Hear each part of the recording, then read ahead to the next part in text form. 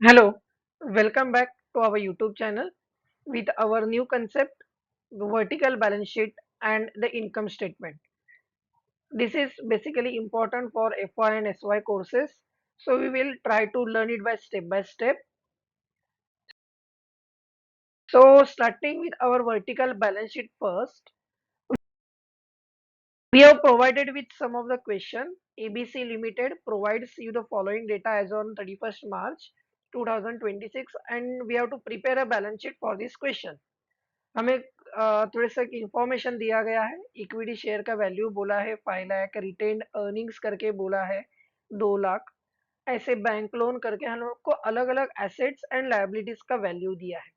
Basically जब हम लोग नॉर्मल बैलेंस शीट बनाते हैं तो वहां पे हम लोग खाली दो ही पार्ट बनाते हैं, एक एसेट वाला पार्ट एंड एक लायबिलिटी वाला part. So we doesn't bifurcate the assets and liabilities usually, but यहाँ पे वर्टिकल बैलेंस शीट में हम लोग बाइफरगेट करेंगे, उन्हें हेड्स के अंडर डालेंगे। सो पहला equity share will go under the shareholder fund, retained earnings will go under the reserves and surplus category. Bank loan, यहाँ पे बैंक लोन के ब्रैकेट में वहां पे लॉन्ग टर्म करके लिख के दिया है। So we are considering it is a non current, that is it is more than 1 year period, so non current liability. Creditors will be current liability, outstanding salary will be current liability. Fixed asset, we will be considering that they are for the more than period of 1 year, so they are non-current asset. Stock will be under the current asset. Accounts receivable yani debtors will be under current asset. Prepaid expenses we are given or paid for the next year already in this current year, so they will be our current asset. And the last part will be cash in hand. Basically we have to bifurcate all the information जो हमें दिया है into ये जो मैंने अपने heads दिए हैं उसमें उनको हमें डिफरेंशिएट करना है।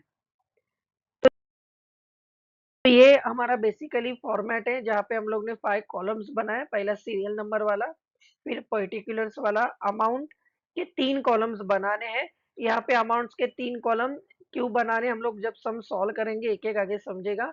सो पहला वाला लायबिलिटी पार्ट का एक सेक्शन यहाँ पे आता है सोर्सेस ऑफ फंड करके।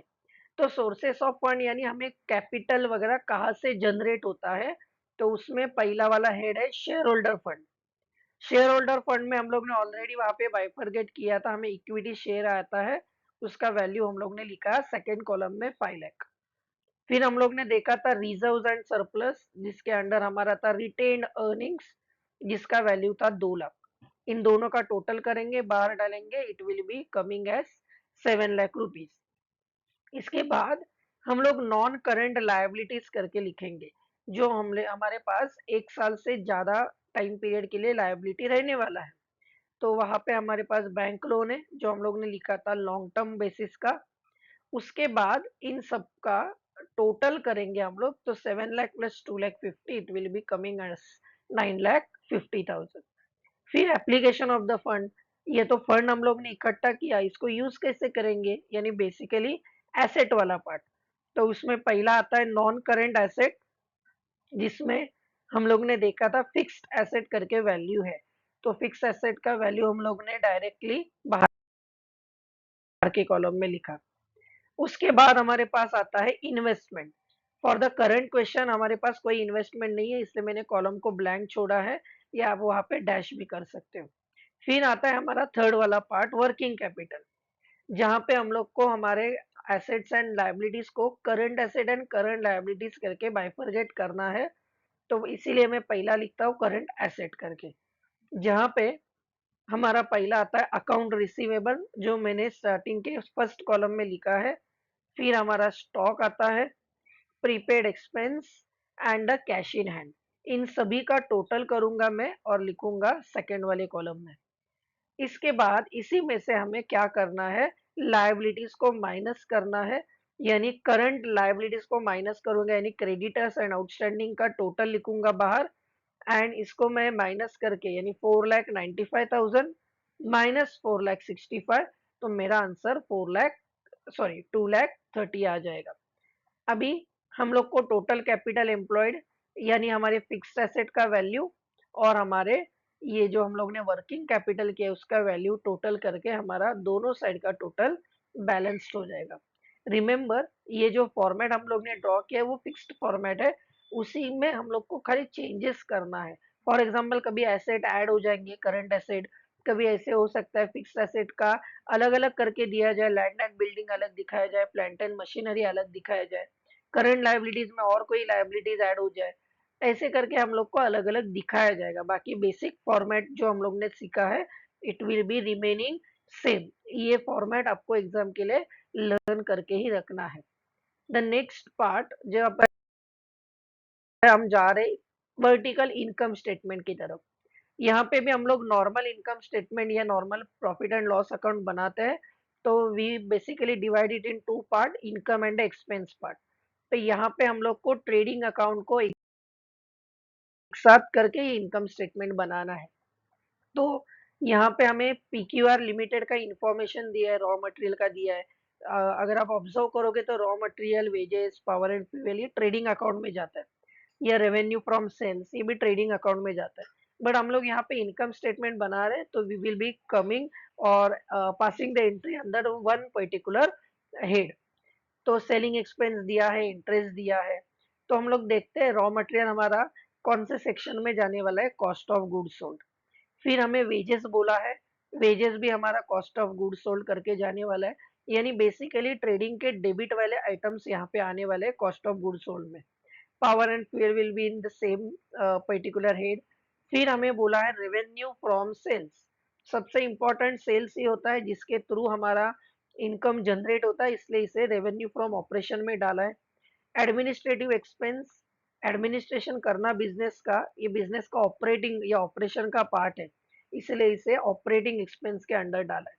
सेलिंग एंड डिस्ट्रीब्यूशन का डाला है ऑपरेटिंग के अंदर। इंटरेस्ट, टैक्स एंड डेप्रिसिएशन का we will be passing the separate entries. तो डायरेक्टली हम लोग जाने वाले डिविडेंड इनकम फ्रॉम सेल्स, यानी हमारा इनकम हो रहा है, तो इनकम हो रहा है यानी कहाँ पे आने वाला है, revenue from operation. Propose dividend भी हम लोग लास्ट में सबसे देखने वाले हैं। तो यहाँ पे बेसिकली सेम फॉर्मेट है, मैंने 5 कॉलम्स बनाए हैं। द फर्स्ट कॉलम जो मैंने यहाँ पे बनाया है basically it is for a safer side. अगर मुझे कोई एंट्रीज या कुछ मुझे अमाउंट्स एडजस्ट करना है, आप नहीं बनाते हो तो भी इट इज ओके।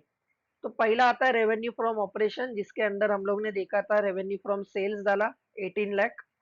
फिर हम लोग ने डाला डिविडेंड इनकम फ्रॉम सेल, तो दोनों का टोटल करके हम लोग बाहर लिखेंगे 18 लाख 1000। फिर हम लोग को इसमें से कॉस्ट ऑफ गुड्स सोल्ड यानी ट्रेडिंग का डेबिट साइड वाले आइटम्स को लेस करना है।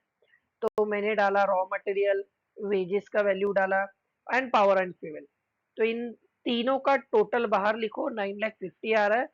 फिर उसके बाद 18,01,000 minus 9,50,000 it will be coming as a gross profit 8,51,000। यानी रेवेन्यू फ्रॉम ऑपरेशन में से मैं अगर कॉस्ट ऑफ गुड्स सोल्ड को लेस करता हूँ तो मेरा ग्रॉस प्रॉफिट आता है। ये ट्रेडिंग वाला पार्ट हो गया। अभी हम लोग आते हैं ऑपरेटिंग एक्सपेंस की तरफ।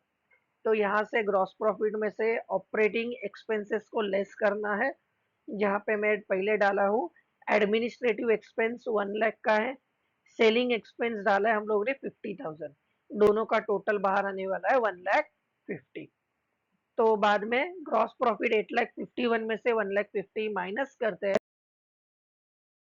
तो हमारा आएगा earning before interest, depreciation and tax, जिसका वैल्यू हम लोग को 7,01,000 मिला। फिर उसके बाद हम लोग ने उसमें से इंटरेस्ट लेस किया, जो मैंने बोला था कि इसका सेपरेट एंट्री पास होता है, तो मुझे मिलता है interest earnings before depreciation and tax, जो मुझे 6,91,000 मिलता है। उसमें से डेप्रिसिएशन माइनस करो 5,000 का, तो I will be getting earnings before tax it is 6,86,000। उसमें से टैक्स लेस करो 20,000 का, तो it will be earning after tax 6,66,000। उसमें से प्रपोज डिविडेंड को लेस करो, 10,000 का वैल्यू है, तो लास्ट मेरा क्या बनता है, रिटेन्ड अर्निंग्स। यहाँ पे भी ये हम आंसर हमारा एंड हो जाता है, बट यहाँ पे भी याद रखो जो हम लोग ने ये जो येलो कलर्स का जो मैंने मार्किंग किया था हर जगह पे, तो ये येलो कलर्स का जो मार्किंग है वो that are the fixed format for every particular income statement. उसी के अंदर हम लोग को पर्टिकुलर आइटम्स चेंज हो जाएंगे। कभी ऐसे हो सकता है कॉस्ट ऑफ गुड्स सोल्ड का डायरेक्ट वैल्यू दिया जाए। इट में बी लाइक कि कॉस्ट ऑफ गुड्स सोल्ड के अंदर और कोई एक्सपेंस डाल दिया जाए। इट में बी लाइक कैरेज इनवर्ड वगैरह। और इट में बी लाइक कि आपको डायरेक्टली ग्रॉस प्रॉफिट का अमाउंट दिया जाए। तो बेसिकली ये जो येलो कलर्स में जो हाईलाइट किया था वो फॉर्मेट आपको याद रखना है। इसी के अंदर हम लोग को क्या होने वाला है, बाकी के आइटम्स चेंज होने वाले हैं। इंटरेस्ट को याद रखो, इंटरेस्ट अगर हम लोग ने पेड किया है तो ही लेस करना है। अगर इंटरेस्ट रिसीव्ड हुआ है तो रेवेन्यू फ्रॉम ऑपरेशन के अंडर जाएगा। यहाँ पे क्वेश्चन में हमें कोई मेंशन नहीं किया था कि पेड है कि इंटरेस्ट को हम लोग ने अर्न किया है। तो वी हैव कंसिडर्ड कि इंटरेस्ट को मैंने क्या किया है, पेड किया है, इसलिए इसे लेस किया है। फिर डिप्रिसिएशन टैक्स करके। तो ये बेसिकली हम लोग का दोनों का फॉर्मेट था, vertical balance sheet and income statement का। तो होप यू हैव फॉलोड। तो अगले वीडियो में मिलते हैं with some new concept. Thank you.